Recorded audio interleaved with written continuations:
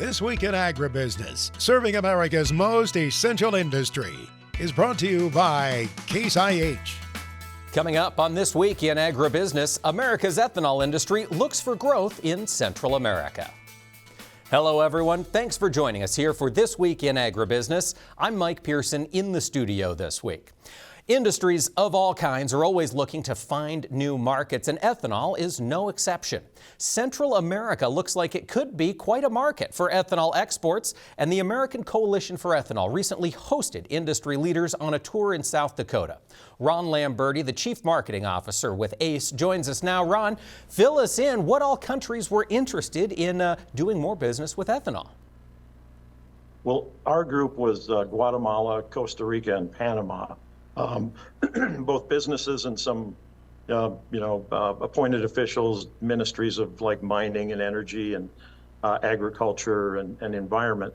And then there were some businesses that either made or sold ethanol or were in the fuel business.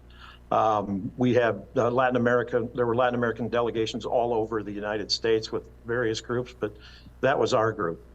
So as we think about Central America, Ron, what is the market for ethanol right now, and what's it look like going forward?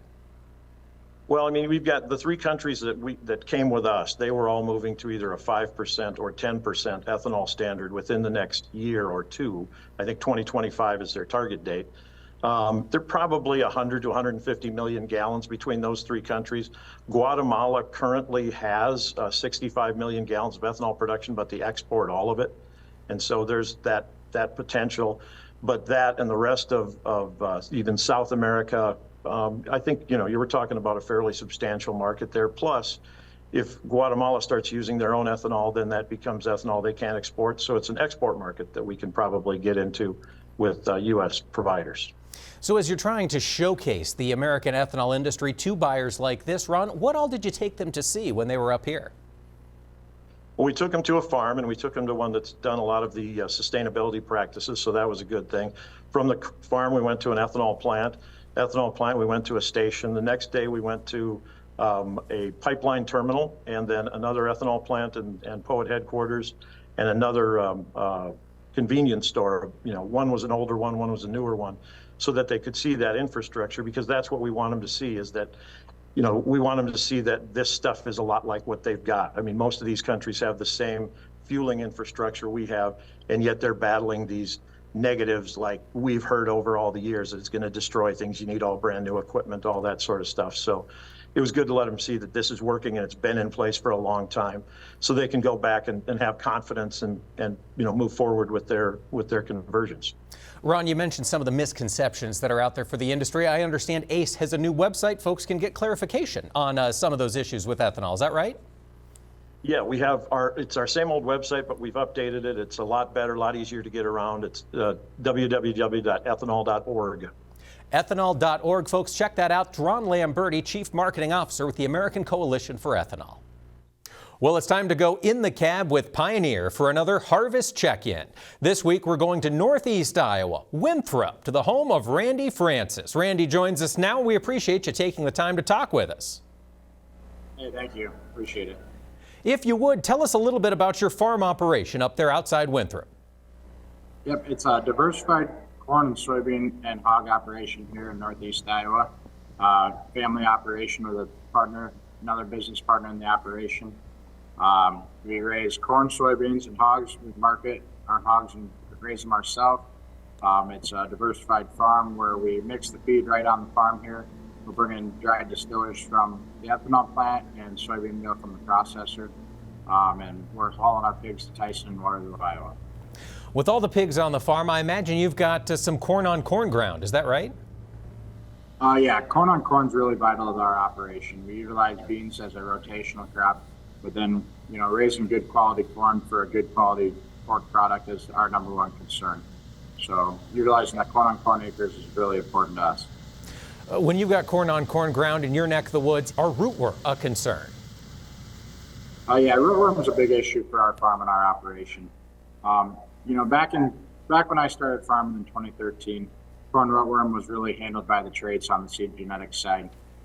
As time moved forward, we started to see the population increase more on that pest, which is we've had to use more diversified things in controlling that pest.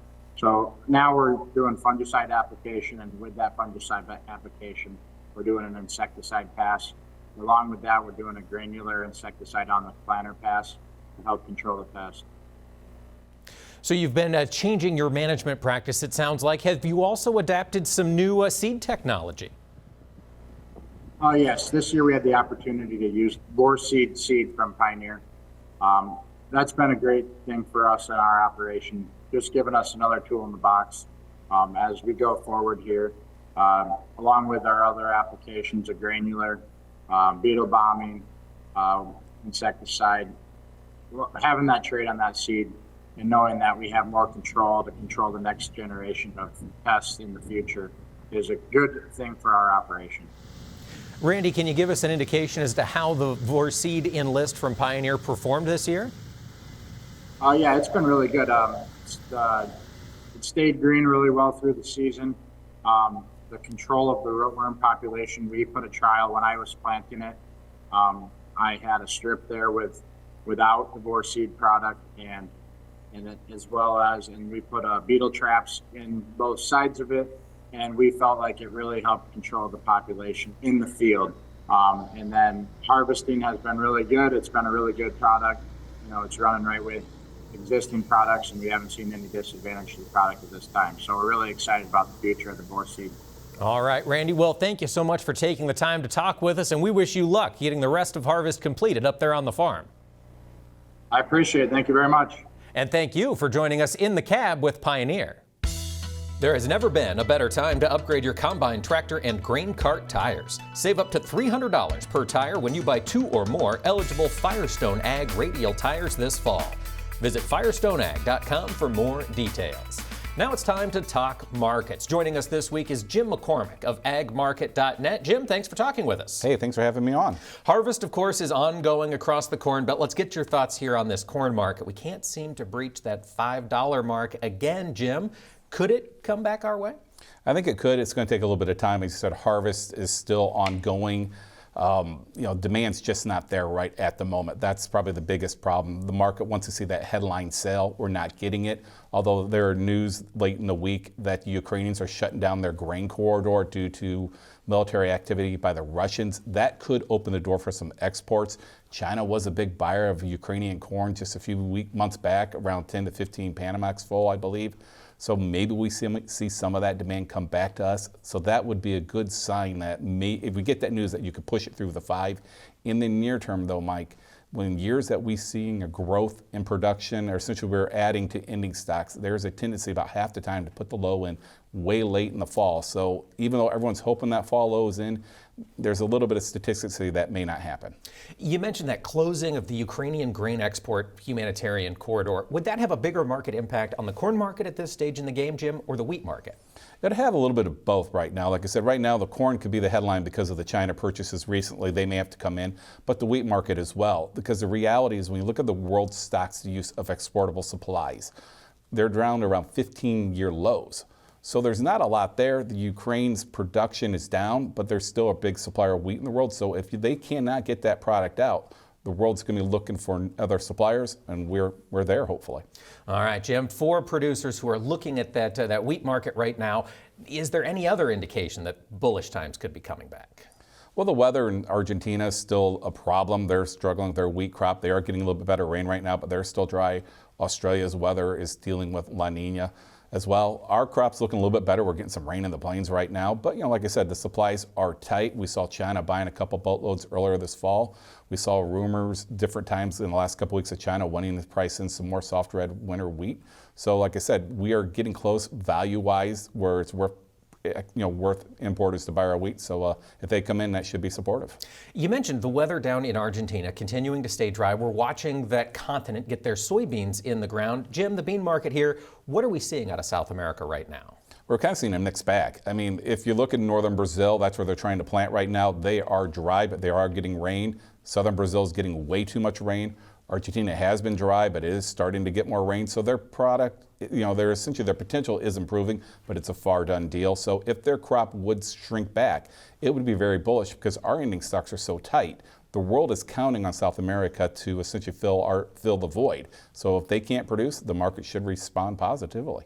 You mentioned the soybean. We've been very tight on soybean stocks. Are we seeing that demand for crush stay strong? Do you anticipate that to be strong through the remainder of this year? I think it should be. Right now it's running on the meal demand. Argentina's out of beans to crush, so as well as suppliers kind of holding product off the market as they wait to see how this presidential election goes. So that's supporting the meal crush, or the crush right now on the bean side of the equation. But as we go into 2024 with the renewable diesel, that should be very positive for bean oil, and that'll also keep the crush going. Well, thank you, Jim. When we come back, we're going to look at livestock and what's happening in the overall economy. There has never been a better time to upgrade your combine tractor and grain cart tires. Save up to $300 per tire when you buy 2 or more eligible Firestone Ag radial tires this fall. Visit firestoneag.com for details. Welcome back. We're talking markets with Jim McCormick of agmarket.net. And Jim, this past week we got a big piece of economic news. GDP data was released by the U.S. government, showed growth at 4.9%. Does that line up with what you were thinking as a take on the economy? I think the reality is that number was smashed it out, plain and simple, Mike. Nobody was expecting that as far as I know, and that is a very good sign for the economy.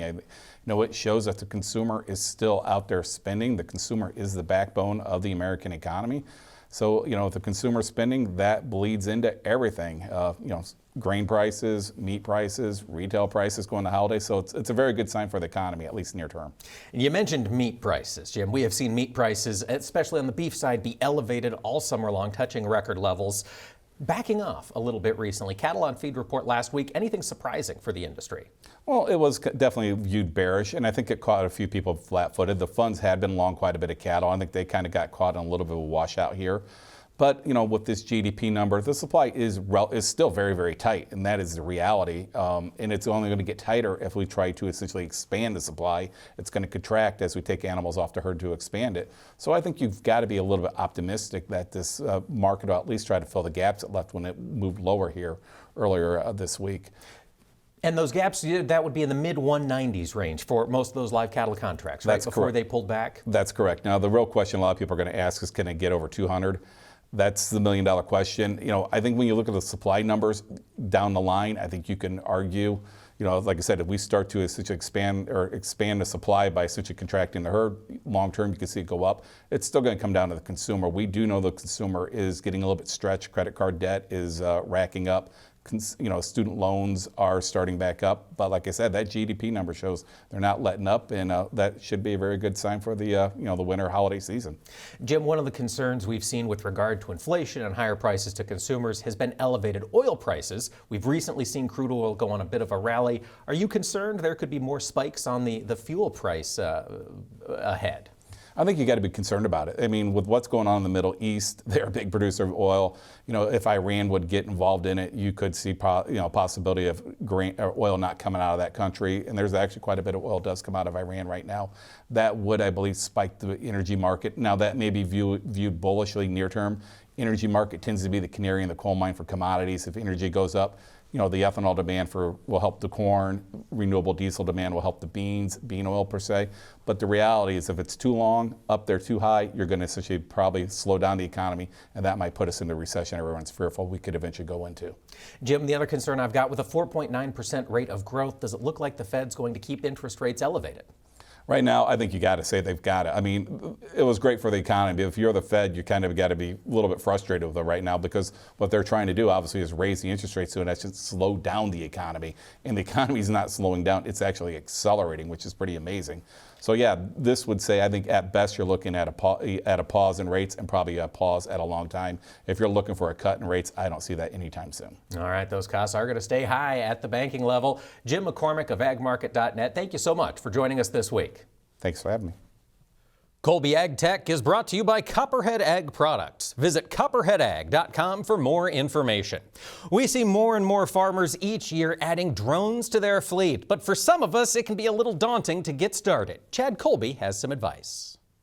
Without a doubt, over the years, the most common question I get about drones is, where do I start? And on this week's tech segment, well, we're going to talk about a new starter drone. This is from a company called Flying Ag. We've talked about starter drones in the past. Usually they've got a price point around $1,100 or so. You can see this one's got a little upgraded controller, so the costs are going to be a little bit more. With the case, all the goodies, this drone you see right here, you're looking at about $1,450. And when you dive into it, that's a bargain for what you get on this drone. As far as the mission goes, this drone is really designed for scouting, and it does this really like no other drone at this price point. It is the most compact platform with so many great features that in this 2.5 minutes, I'm going to have a hard time just touching the surface. Everybody asks about battery life. Standard on this drone is over 30 minutes, and that's if you keep the drone under 250 grams. If you want the heavier battery, looks the same, it just has a little more power. Well, that'll take you over 40 minutes, which is crazy in a drone this size. The other thing this drone has is, don't misunderstand me, you can see those little black dots on it. It's got omnidirectional sensing around it, which is great. And that screen is so handy. Gone are the days where you need your smartphone to see what's coming through that camera. Speaking of that camera also provides true vertical shooting in 4K. As you can see here, the camera will rotate to vertical, and if you haven't seen vertical shooting, it is amazing. It's really designed to be what? Used on your smartphone or on your tablet. It's really, honestly, not the best for TV. If you want TV, you want that big wide angle shot like you see right here, and it looks tremendous from this little starter drone. The controller has a lot of other great features. Auto takeoff, it has a waypoint tool if you want to fly a mission, and it's got a whole bunch of very interesting flight modes. It's got a track mode where it can follow you, but the size is what's really attractive. And don't worry, if you're wondering what else is new, there's a lot in the drone space. You'll have to stay tuned. For This Week in Agribusiness, I'm Chad Colby. There's always more to come from Chad Colby. Chad, appreciate the update on drones. And folks, stay with us. We'll be talking later in the program about a beef operation that's diversified. Closed captioning for This Week in Agribusiness is brought to you by Pentair Hypro, a global leader in innovative spray technology for farmers for over 75 years.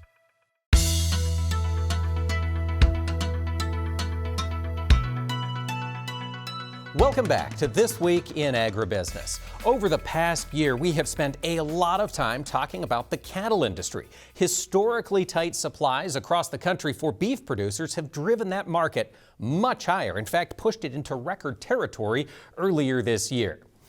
But there's a lot more to the cattle business than just raising animals for beef. Our friend Lori Boyer out in Colorado recently had a chance to explore one of the niches that make up cattle production here in America. For Casey Decker, bull riding is his way of life. He grew up in a rodeo family with both his mother's and father's side of the family having deep roots in rodeo. He started with mutton busting, then went on to riding bucking steers, and then on to bulls. After a serious injury, his business called No Credit Bucking Bulls was born. Located east of Denver near Bennett, Colorado, Decker works hard to breed and raise quality bucking bulls that win points and money before he sells them. Our competition bulls are on a strict feed program, so we feed them good hay, top-notch hay. We have a special grain that we get made for them, that's specifically for athletes. So we feed them basically like athletes. We make sure they have exercise.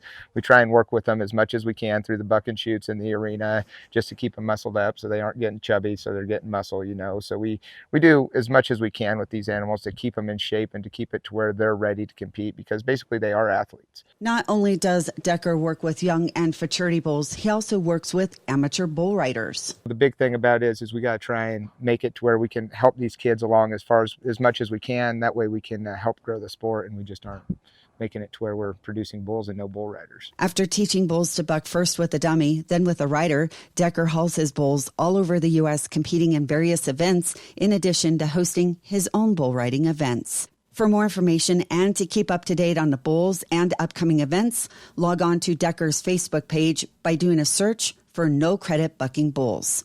For This Week in Agribusiness, I'm Lori Boyer. Thank you, Lori. It's so fun to hear from experts in their fields. And Hear Casey talk about how he feeds these bulls like athletes. It makes a lot of sense now that he said it, but it's not something that would have occurred to me. Thank you for sharing that story with us. And folks, of course, with winter on the way, livestock producers across the country have been keeping busy. Our friend Al Gustin recently had a chance to check in with sheep producers in North Dakota who are preparing to finish marketing this year's flock. It wasn't much after sunrise on a late October morning. Several pickups with stock trailers in tow had already pulled into Brent and Barb Stroh's farmyard in south central North Dakota. More were on the way. The trailers were bringing market lambs. We're bringing in finished lambs that we had sold probably a week ago through the tele-auction, which was Equity Co-op. And we had a person out of Oregon buy them. Stroh has been helping other sheep producers with their marketing for about 15 years. So I've probably got 15 to 20 different people that'll bring lambs at various times. So we'll pool together 3,000 to 4,000 lambs a year. Each producer's load of lambs is weighed separately, and Stroh keeps a running total. On this day, lambs from 8 producers will be commingled and shipped to that packer in Oregon. It gives us a way to market our lambs to go directly to the packer. Galbraith brought 60 fat lambs, a 120-mile haul. For him and the other producers, a relatively short haul to the Strohs beats a long haul to a packer. Galbraith raises about 550 fat lambs every year, but only 60 had reached market weight. We'll probably sell 8 to 10 loads a year, and then it spreads it out, so we don't have to take all of them at once. We'll take what's ready at that. If somebody has 200 lambs, we might take 50 this time, skip a time, and that way we're getting a really more unified group of lambs. Packers pay more for larger lots of more uniform lambs. 330 lambs were loaded onto the semi, although the determining factor wasn't how many lambs, but rather how many total pounds. 50,035. Stroh works to find the best market. We'll have lambs going to Detroit. A lot of them go to the East Coast, West Coast. We had, the load before this went to California. This one's going to Oregon. They'll go to Colorado. An individual producer doesn't have those marketing options. So this marketing scheme makes sense economically as well as logistically. All the people who brought lambs stayed and helped with the weighing and the loading. And after all these years of working with these same producers, the Strohs say those producers have become like family. The Strohs themselves lamb out about 750 ewes. Some of theirs were on the load as well. For This Week in Agribusiness, I'm Al Gustin. Thanks, Al, for that update. And good news, perhaps, for sheep producers. In the latest edition of Sheep Industry News, Dr. David Anderson, Extension Professor from Texas A&M University, noted that lamb prices have been climbing in recent months, and due to a combination of factors, he thinks that strength could continue. Issue number 1 for lamb prices right here. Weights are down. High feed prices over the past year have encouraged lamb producers to market early, so we're selling lambs that are lighter weight than they have been, nearly 5 pounds below the 5-year average and 7, almost 10 pounds below the weight average seen last year. The other factor coming together to support prices is a decline of lamb in cold storage. Frozen stockpiles are down consistently again from the 5-year average, showing that American consumers are getting out there and they're looking to purchase lamb. Good news, possibly enough to support this market as we head into winter. And midwinter, folks, January to be specific, the sheep industry will be gathering for its annual convention. The American Sheep Industry Association will be hosting its annual convention January 10th through the 13th at the Sheraton downtown Denver. You can get registered online. Do that by December 8th to save a little bit with that early bird registration and get that on your calendar if you're a sheep producer. Stick around. Later in the program, we'll take a look at another Plan Smart, Grow Smart series. This Week in Agribusiness, serving America's most essential industry, is brought to you by Case IH. Welcome back, ladies and gentlemen. Thanks for joining us here for This Week in Agribusiness. For growers of soybeans in the South, the high temps and high moisture of that region can create issues with fungus. BASF has rolled out the Reviloc soybean fungicide, and Max recently had a chance to sit down with Aubrey Brown, the technical marketing manager at BASF, for another one of our Plan Smart, Grow Smart series.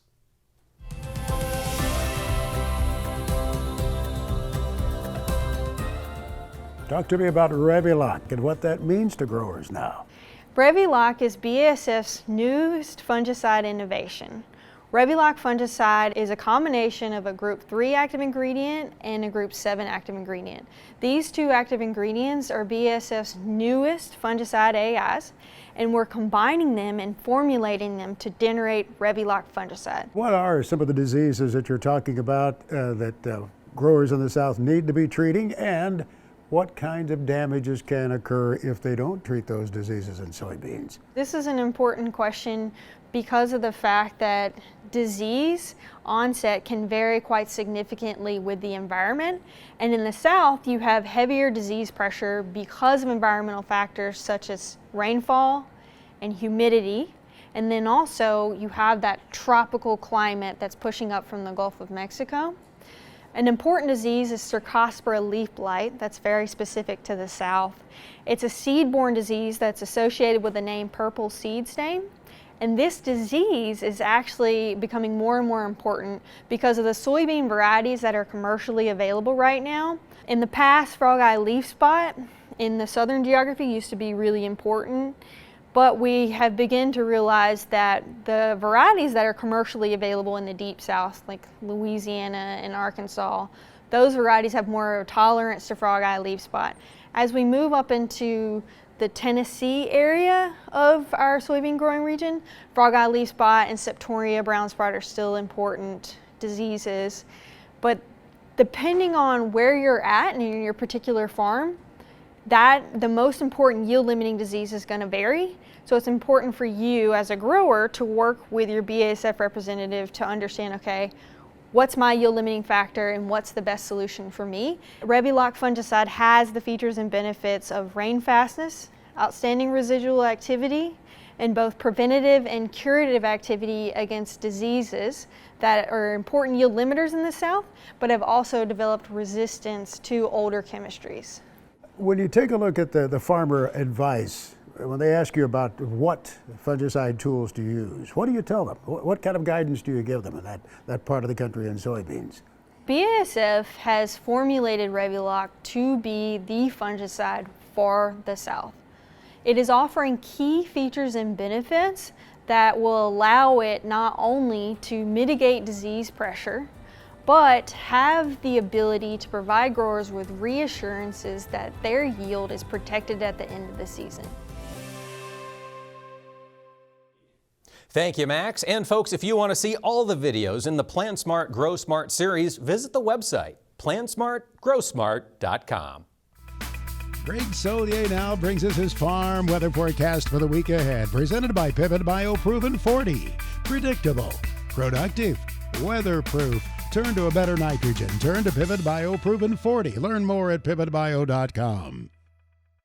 Well, it's time to get a look at what could be coming on the weather front. Meteorologist Greg Solier joins us now. And Greg, what do you see developing next week over the Pacific Northwest? Well, pretty quiet weather picture. They've had a series of fronts and systems move on through over the past few weeks. And with that, some degree of moisture, some small, modest improvement, not a lot due to the ongoing dryness and drought. But really the big story is from Big Sky Country on East, last week's winter storm. Doozy of a one, upwards of a foot there of snow, 5 to 10 inches across the Black Hills and up into the southern Canadian prairie. So you look at it from this perspective, some drought improvement, nice insulating layer out there to some of those winter wheat fields. But it is a cold one here and a cold wave weather pattern from the Black Hills to the east and south early in the week. Wouldn't be surprised that over some of those freshly snow-covered areas, readings are down, well, perhaps midwinter levels, close to, if not a bit below zero. And the cold air into the Pacific Northwest. But note, in absence of anything really organized in the moisture department, the next weather system on the move out of the Canadian prairie heading to the south and east. Nice warm front, the next weather system as we turn the upper level winds zonal or west to east into the Pacific Northwest. Stray shower there, nothing significant about the moisture there. And temperatures begin to slowly moderate out of these midwinter levels across the Dakotas and points on to the east. A tough one out there, Mike, last week. Over the south and southwestern sections of the country, usually high pressure centered over Salt Lake City. The clockwise flow, that's a Santa Ana warm up across coastal sections and northward from there. Windy through the desert southwest. Here's the southern extent of some of that cold weather down across areas of the deep south, southern plains, and a cold wave weather pattern for that matter over some of those exposed winter wheat fields of the central plains. Readings down into the teens and 20s at night. We'll see a moderation of temperatures. Winds come around into the west and northwest up aloft, warming in the desert southwest. Quiet weather pattern for the valleys of California for now. Remember, it's an El Nino year. You'll get your moisture and a very quiet weather pattern across still many of the drought areas despite recent rains in the central and southern plains. What do you see developing across the central part of the country next week, Greg? Just darn stinking cold. It's more like a January, December feel over parts of the plains and Midwest as well, and maybe the season's first snowflakes as well as far south as Missouri and to parts of northern Illinois, southern Great Lakes region. Early to middle parts of the week, one where a little buckle or dip in the jet stream to move on through, and another reinforcing cold front. Again, plenty of snow on the ground, but again, some percolation of the moisture. Forget about it with harvest through Wisconsin. 1 to 5 inches of rain last week there from about the Kickapoo northeastward. But again, it is the cold early in the week. And then we'll turn those winds in more west to east up aloft. We'll get into a healthy south wind across the plains. Milder air, the cold air still across Michigan and the lower Great Lakes region coming off recent rains. Yeah, some harvest delays, but again, not the way the rest of the harvest and fall season goes. There will be ample opportunities down the line. Look how far south the cold air penetrates to the Rio Grande, some shower activity and a couple of thunderstorms as well into areas of southern Texas. Much colder air into the Delta region. Yeah, those Mississippi water levels are still low. Hopefully some of this moisture will add to it, but again, a lot of that getting percolated into the drought areas of the Plain States region. Later on to the week, very quiet weather picture. A couple of showers lower Delta region. Windy warm up for the Plain States and warming too across the desert southwest. Greg, is this cold wave going to spread all the way to the Atlantic? Yeah, it's locked into position. Again, more or less a late November, December feel. Some lake-induced moisture downwind to the Great Lakes region and one more upper system to make its way across the Corn Belt. But again, look at it this way. We've had some moisture, drought improvement, drought easing, a little break in the harvest. You'll get back at it. Windy, cold weather for the Northeast and New England. Again, temperatures daytime 10, 15, almost 20 degrees below average. But again, some moderation expected back west of the Mississippi. Later in the week, a couple of snow showers and sprinkles downwind of the Great Lakes region with that cold weather all the way down into the Delmarva late in the week. Organized, beneficial moisture for the worst drought areas of the lower Delta. Don't think there'll be significant rises on the Mississippi. Showers and thunderstorms as well into areas of Florida. Pretty good frost and freeze northern Delta into Georgia and northward with high pressure and control and portion of the week. Greg Solier is back with his extended farm weather forecast for the country, presented by Pivot BioProven 40. Predictable, productive, weatherproof. Turn to a better nitrogen. Turn to Pivot BioProven 40. Learn more at pivotbio.com. Well, next week, Greg, is an active week for folks to be out and about on Halloween. What's the precipitation forecast look like? Yeah, probably more trick-or-treaters versus combines out there coming off the rains of last week. Some folks got some good absorption, percolation. Others, you're going to be parked for a while. But again, there'll be opportunities down the line. Remember the years gone by when I have to be out there, and I was out there in the trick-or-treat scene before the time change, by the way, in dark with multi-layer clothing on over the costume. You'll need that. It's going to be cold over much of the Mississippi Valley on east, and the moisture here early to middle parts of the week over the eastern states is of benefit from about the Appalachians on westward. They're having a tough time digging out the peanuts west of there because of dryness, but there's a little tropical moisture making its way again into the southeastern part of the country. Little or none other than a couple of snowflakes and sprinkles for much of the northern and western Corn Belt. Scattered moisture late in the week across the Cascades, maybe an inch or two, and likely to see most of that in the form of some snow. Well, Greg, looking down the line, week of November 6th, what's the forecast hold? Nothing too terrible or ominous. The cold air is retreating back across areas of southeastern Canada. Anytime you get these tropical systems, by the way, we had Otis, we had Norma come across areas of Mexico into the Rio Grande and up the chute up along the Appalachian Trail. You bring down that cold air. No tropical systems, but the last vestiges is still over the northeast and New England. Nice moderation in temperatures over the southeast and across areas of the plains on westward as we get get into that downslope flow off the Rockies, compressional warming as we call it in the weather business. So temperatures come up and the moisture comes on down too up near the Canadian border. Maybe some additional harvest delays northernmost areas of the Corn Belt, but much of the complex back into the plains. Maybe not good news here. Below average moisture back to normal over the southwest, and hip hip hooray for moisture into the Pacific Northwest. Greg, the week of November 13th, do you still see that large above average temperatures hanging around? Generally so. El Nino in control here, so enjoy this here with above average warmth and no big consumption of power and heating needed across the Corn Belt. A little below average here. Some troughiness across the western part of the country, so a bit below average with cloud cover. Where the moisture, you got a break in California. It's an El Nino year. Hang on, you're going to get it again. Moisture-wise, we started off in the Pacific Northwest, Canadian Prairie. Look at the swath of below average moisture and opportunities for harvest over much of the eastern Corn Belt. Normal precip down through Florida ways. Greg, week of November 20th. It's Thanksgiving week. What should we anticipate weather-wise? A balmy go of it. Remember, you're going to stoke up the fire, the furnace, whatever you got going on to cook the bird. Look at the warmth. Throw up on the windows here over much of the Corn Belt. Eastern states warm. Back into the plains, a bit below average over the western sections of the country. Moisture-wise, no big travel issues, we think, from the plains into the Corn Belt, into the northeast of New England, and to put a wrap on it with harvest as well over this part of the country. Moisture is welcome for Northern California and the Pacific Northwest.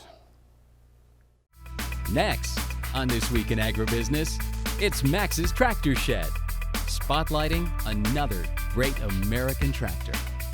Loader tractors. They have a special reputation of their own. We've noticed time and time again that a loader tractor really can take a beating, but that doesn't mean that it can't be restored.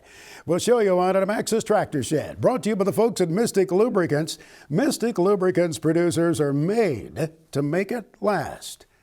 Well, when you look at the Schramm family's 4020 diesel near the North Carolina coast, you look at that tractor the way it appeared back in the day, you can tell that tractor was worked hard. Yes, it's one of those loader tractors, but Elizabeth Schramm filled me in on the history of this fine-looking machine, how it was used to produce corn, soybeans, tobacco, and beef cattle. The bucket, yes, had heavy usage, Elizabeth said, cleaning out the cow barn. Her grandpa, Gilbert A. Whitford Jr., bought that tractor new for her dad, Gilbert A. Whitford III. Elizabeth was age 9 at the time, she said. Then after its use, that tractor sat under shelter for more than 20 years. And after Elizabeth's dad passed 3 years ago, her husband Peter went to work on that tractor. He worked on it for more than 2 years to bring that beautiful luster back to a fine tractor that helped pay the bills for the Whitford family. Their 1968 Deere 4020 diesel, well used and now very well restored in Craven County, North Carolina, along the coast, a little more than 100 miles east of Raleigh. Well, Mark Stock surveys the scene from all across the country, and he reports to us each week what's selling at Big Iron Auctions.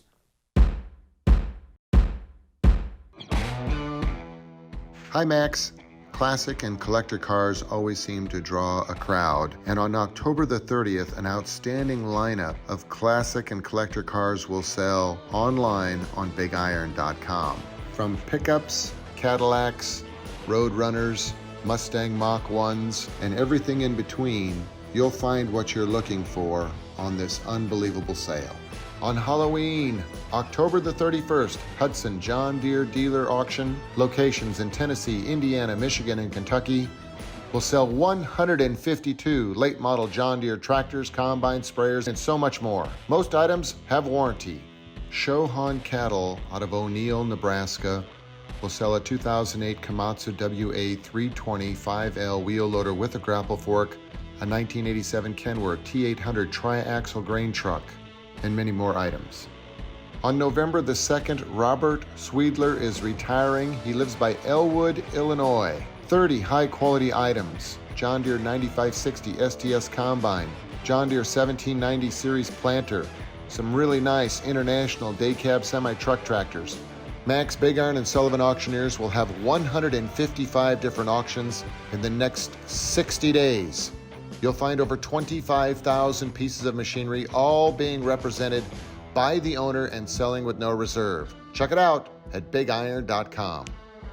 Our FFA Chapter Tribute is brought to you by Pioneer, developing new generations of seed innovations for new generations of farmers. Pioneer, what's next happens here.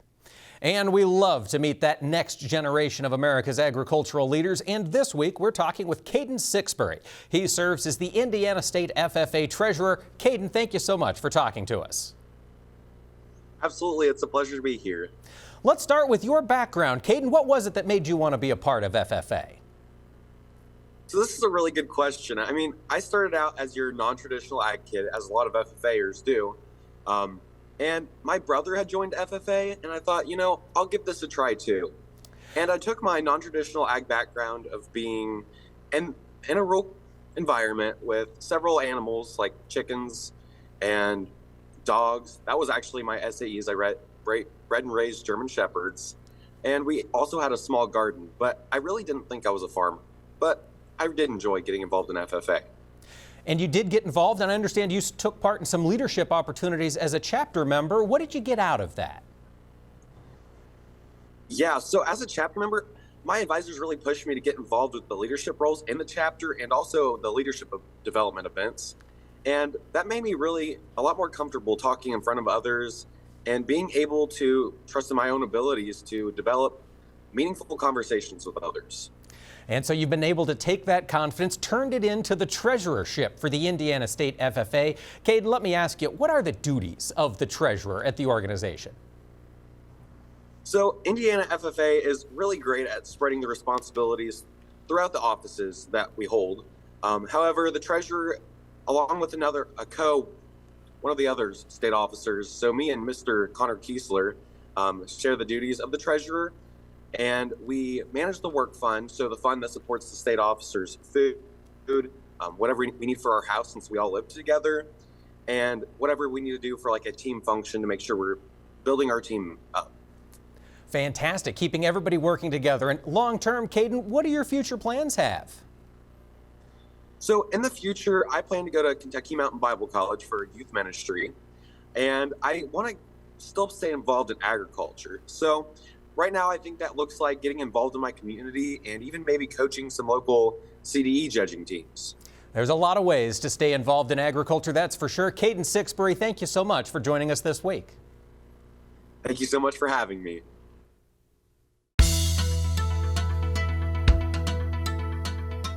What do you do when one of America's major metro areas begins to grow around your farm?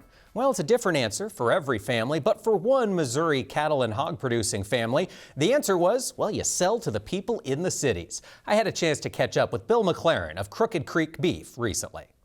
We actually started as with pigs and pork and back in the mid-90s.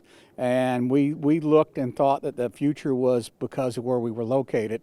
And because we were only able to be so big, you know, we couldn't scale anything on a huge scale, so we looked at the ways to add value to what we were doing. And the way to add value was to look to direct sales. So direct sales started in the 90s. Then, of course, we had everybody get interested, it seemed, in beef direct when the coronavirus pandemic hit. How have the last few years changed your business? You know, our business has expanded. It's hard to get the most important thing is to keep your customer. You don't want to look for a new customer all the time. That customer that you have, you need to work very hard, make sure you're giving them a quality product. The difference between commodity beef and our beef, where you know the farmer, our name's on that beef. Every time that somebody eats a steak, they need to have a good experience. Every steak, we've done so much better since the mid-'80s when we were losing demand. You know, we're doing a great job with demand, with the price of beef now versus the price of other proteins. We've done a great job as an industry. But when you're selling with your name on it, you absolutely have to make sure that every time they have that steak, it's the best steak they've ever had. So Crooked Creek Beef was the branch into direct marketing, but since then the operation has diversified even more. Bill, could you tell us a little bit about what else you've got going on here on the farm? We do purebred animals. We sell bulls and heifers. We do show me select. We tried to add value to every single animal we raise. We do multiple other things on the farm. We have a ag tourism. We have a wedding venue. We have a gourmet mushroom producer here on the farm. We just try to add value to everything we're doing. So the wedding venue is interesting. I understand that is a full family operation. Can you tell us a little bit about how that got started and how it's gone? We'll do 100 weddings this year. We've done that for the last 3 or 4 years. We have 3 weddings a weekend during prime wedding season. Our oldest daughter manages that. She's the managing partner in that. Everything we do is family oriented. My younger daughter lives on one of our farms and has their own purebred Hereford operation, runs cattle on that farm along with us. And we truly, all of us are involved in agriculture, every single person in the family. I imagine when folks are coming out for the wedding venue, you get a lot of St. Louis couples, city folk coming out for the first time to see the farm. What's some of the best reactions you've seen when they get out here on the grounds and see the cattle? They just enjoy it, and we enjoy it. You know, our cows here on this farm are probably the most photographed cows in the United States. You know, and some of the things that get humorous is I've had a bride ask me, does it cost extra, or how much does it cost to get the cows out? You know, the cows are always out, but people really are enjoying getting back to their agricultural roots. You know, in St. Louis, we've become an agricultural center for an awful lot of things with the businesses that are located in St. Louis. Thank you, Bill, for the tour of the operation. Folks, you could see that subdevelopment moving right up against his pasture. In spite of all of that, they've stayed in business. And next week, we'll go into a little more detail on the mushroom growing operation there on the farm. In the meantime, folks, thanks so much for tuning in to this week's program. Be sure to catch us next time, same place, same time, right here for This Week in Agribusiness. This Week in Agribusiness is brought to you by Case IH.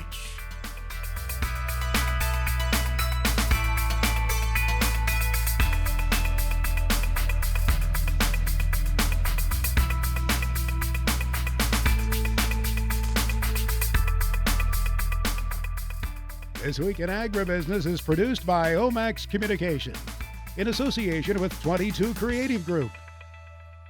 We invite you to visit us online at agbizweek.com.